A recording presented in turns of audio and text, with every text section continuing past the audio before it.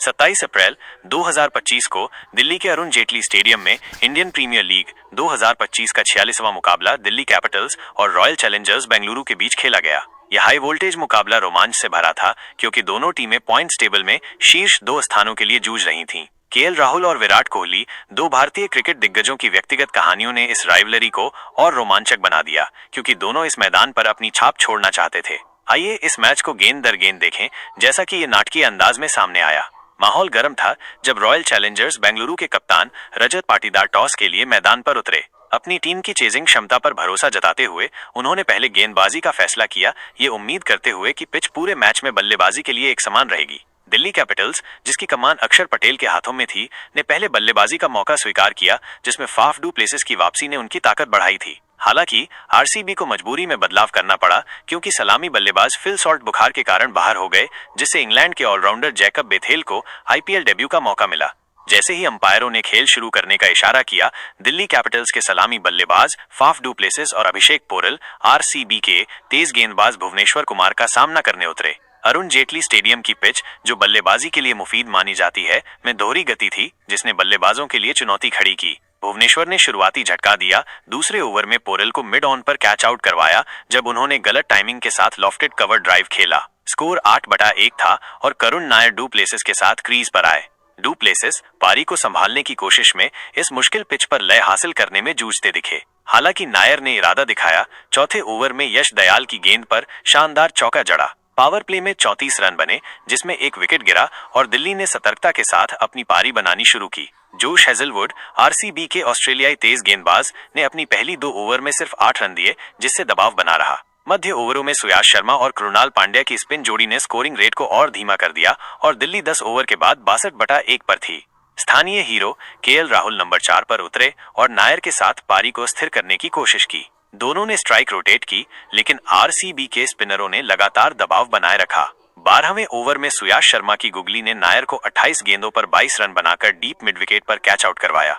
दिल्ली 78/2 पर थी और अब राहुल पर तेजी लाने की जिम्मेदारी थी। कप्तान अक्षर पटेल राहुल के साथ आए और दोनों ने 15वें ओवर में स्कोर को 100 के पार पहुंचाया, जिसमें सिंगल्स और कभी कभार चौके शामिल थे। जैसे ही दिल्ली को गति मिलती दिखी, कृणाल पांड्या ने अहम झटका दिया। अक्षर को 14 रन पर लॉन्ग ऑन पर कैच आउट करवाया। विस्फोटक बल्लेबाज ट्रिस्टन स्टब्स 16 ओवर में 112/3 के स्कोर पर क्रीज पर आए। राहुल ने अपनी लय पकड़ी। यश दयाल की गेंद पर लॉफ्टेड कवर ड्राइव और एक कट शॉट के साथ चौके जड़े। स्टब्स ने भी सुयाश शर्मा की गेंद पर छक्का जड़कर स्कोरबोर्ड को आगे बढ़ाया।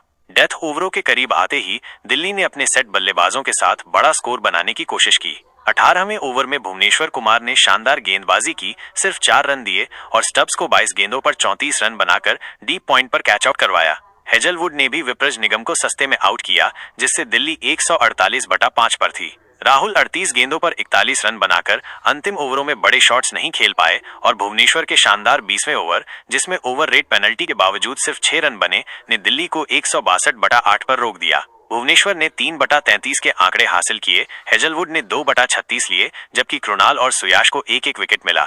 163 रनों के लक्ष्य का पीछा करने उतरी आरसीबी की शुरुआत विराट कोहली और डेब्यूटेंट जैकब बेथेल ने की, जिनका सामना मिशेल स्टार्क से हुआ। अक्षर पटेल, जिन्होंने गेंदबाजी से शुरुआत की, ने पहले ही ओवर में बेथेल को 8 रन पर करुण नायर के हाथों स्लिप में कैच आउट करवाया। आरसीबी 12/1 पर थी और रजत पाटीदार कोहली के साथ आए। नायर की शानदार फील्डिंग ने फिर कमाल दिखाया। डायरेक्ट हिट से पाटीदार को 10 रन पर रन आउट किया, जिससे 5 ओवर में आरसीबी 26/3 पर थी। रोमारियो शेफर्ड भी जल्द ही अक्षर की गेंद पर कैच आउट हो गए और आरसीबी 30/3 पर संकट में थी। लक्ष्य का रन रेट बढ़ने के साथ कोहली को कृणाल पांड्या में एक मजबूत साथी मिला। दोनों ने सतर्क रवैया अपनाया, स्ट्राइक रोटेट करने पर ध्यान दिया। 10 ओवर के बाद आरसीबी 70/3 पर थी। कोहली 26 गेंदों पर 28 और कृणाल 21 गेंदों पर 17 रन बनाकर खेल रहे थे। 12वें ओवर में कृणाल ने दुष्मंथा चमीरा की गेंद पर मिड विकेट के ऊपर से छक्का जड़ा। कोहली ने भी कुलदीप यादव की गेंद पर एक्सेट्रा कवर के ऊपर से चौका मारा। 15वें ओवर में कोहली और कृणाल की 100 रनों की साझेदारी पूरी हुई और आरसीबी को आखिरी 30 गेंदों में 44 रनों की जरूरत थी। कोहली ने 43 गेंदों पर सीजन का 6ठा अर्धशतक पूरा किया, जो उनकी चेज मास्टर की ख्याति को दर्शाता था। कृणाल ने 16वें ओवर में मुकेश कुमार की गेंदों पर 2 चौके और एक छक्का जड़ा, जिससे समीकरण 18 गेंदों में 28 रन का हो गया। चमीरा ने कोहली को 47 गेंदों पर 51 रन बनाकर डीप मिड विकेट पर कैच आउट करवाया, जिससे 84 गेंदों में 119 रनों की साझेदारी टूटी। आखिरी 13 गेंदों में 18 रन चाहिए थे जब टिम डेविड कृणाल के साथ आए और मुकेश कुमार की गेंद पर लॉन्ग ऑन के ऊपर से छक्का जड़ा। कृणाल ने 47 गेंदों पर नाबाद 73 रन बनाकर मैच को स्टाइल में खत्म किया और आरसीबी ने 18.3 ओवर में 165/4 बनाकर 6 विकेट से जीत हासिल की, जिसमें 9 गेंदें बाकी थीं। डेविड के 8 गेंदों पर 19 रन निर्णायक रहे, जबकि अक्षर के 2/19 दिल्ली की गेंदबाजी का मुख्य आकर्षण थे।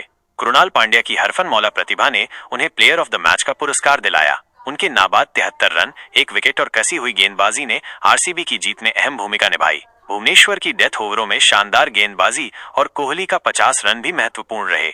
दिल्ली के लिए केएल राहुल का 41 और स्टब्स का 34 रन सराहनीय था, लेकिन अंतिम ओवरों में तेजी न लाना और फील्डिंग में चूक उन्हें भारी पड़ी। इस जीत ने आरसीबी को 14 अंकों के साथ आईपीएल 2025 की पॉइंट्स टेबल में शीर्ष पर पहुंचा दिया और वे इस आंकड़े तक पहुंचने वाली पहली टीम बनी। उन्होंने एक सीजन में लगातार 6 अवे गेम जीतकर इतिहास भी रचा। दिल्ली हार के बावजूद टॉप 4 में रही, लेकिन उनका प्लेऑफ का रास्ता और चुनौतीपूर्ण हो गया। मैच के बाद आरसीबी के कप्तान रजत पाटीदार ने अपनी टीम के संपूर्ण प्रदर्शन की तारीफ की, खासकर गेंदबाजों की भूमिका को सराहा। उन्होंने मैदान की परवाह किए बिना अच्छा क्रिकेट खेलने पर जोर दिया। दूसरी ओर अक्षर पटेल ने स्वीकार किया कि दिल्ली 10-15 रन पीछे रह गई और फील्डिंग में चूक, खासकर कैच छोड़ना, उनकी हार का कारण बना। जैसे ही आईपीएल 2025 अपने अगले चरण में बढ़ा, आरसीबी 3 मई को चेन्नई सुपर किंग्स के खिलाफ साउथर्न डर्बी की तैयारी में जुट गई, जबकि दिल्ली 29 अप्रैल को कोलकाता नाइट राइडर्स के खिलाफ घरेलू मुकाबले के लिए तैयार हुई। अरुण जेटली स्टेडियम का ये मैच आईपीएल की अनिश्चितता का सबूत था, जहां व्यक्तिगत प्रतिभा, रणनीतिक चतुराई और जादुई पल एक साथ आए और प्रशंसकों को रोमांच से बांधे रखा।